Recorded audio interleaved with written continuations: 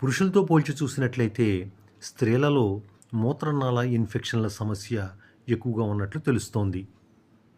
ఈ సమస్య ఎదురైనప్పుడు మూత్ర విసర్జన సమయంలో మంటగా అనిపించటం, నొప్పిగా అనిపించటం, ఏదో చెప్పలేనటువంటి బాధగా అనిపించటం గమనిస్తూ ఉంటాం.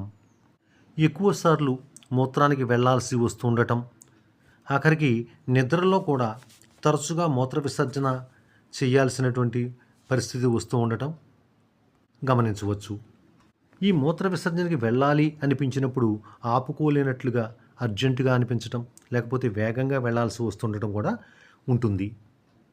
కొంతమందిలో మూత్రంలో రక్తం కలిసి వస్తూ ఉంటుంది, మరికొంతమందిలో మూత్రం తెల్లగా ఉంటుంది, వాసన వస్తూ ఉంటుంది.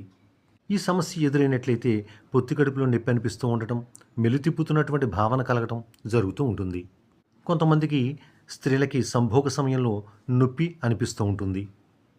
ఈ సమస్య ఎదురైన కొంతమందిలో చలిగా అనిపించటం, జ్వరం వస్తూ ఉండటం ఉంటుంది. స్త్రీలలో మూత్రాశయం నుంచి మూత్రాన్ని బయటకు తీసుకువచ్చేటువంటి నాళం యూరెత్ర పొడవు చాలా తక్కువగా ఉంటుంది. పురుషుల్లో ఈ మూత్ర మార్గం 8 అంగుళాల వరకు ఉంటే స్త్రీలలో కేవలం 1.5 అంగుళాలే ఉంటుంది. ఇలా ఈ మూత్రనాళం పొడవు తక్కువగా ఉండటం వల్ల బయట నుంచి సూక్ష్మక్రిములు తేలికగా మూత్రాశయాన్ని చేరుకుంటాయి, అలాగే ఇన్ఫెక్షన్లు తెచ్చిపెడుతూ ఉంటాయి. ఒక్కోసారి మలంలో ఉండేటువంటి బ్యాక్టీరియా యోనిలోకి కానీ మూత్ర మార్గంలోకి కానీ చేరినట్లయితే అవి అక్కడి నుంచి చాలా తేలికగా మూత్రాశయాన్ని చేరి ఇన్ఫెక్షన్ల ముప్పు పెంచేటువంటి అవకాశం ఉంది.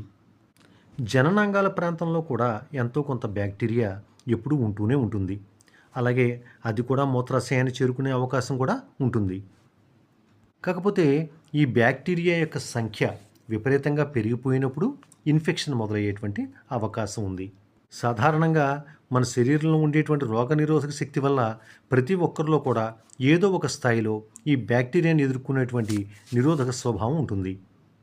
ఒకవేళ అనివార్య కారణాల వలన ఎవరిలోనైనా రోగనిరోధక శక్తి తగ్గినా, లేకపోతే ఆ సూక్ష్మక్రిములు మరింత శక్తివంతంగా ఉన్నా, వాటి బలం పెరిగినా అప్పుడు ఈ సూక్ష్మక్రిముల సంఖ్య అదుపు లేనంతగా పెరిగిపోయి ఇన్ఫెక్షన్ మొదలయ్యేటువంటి అవకాశం ఉంది.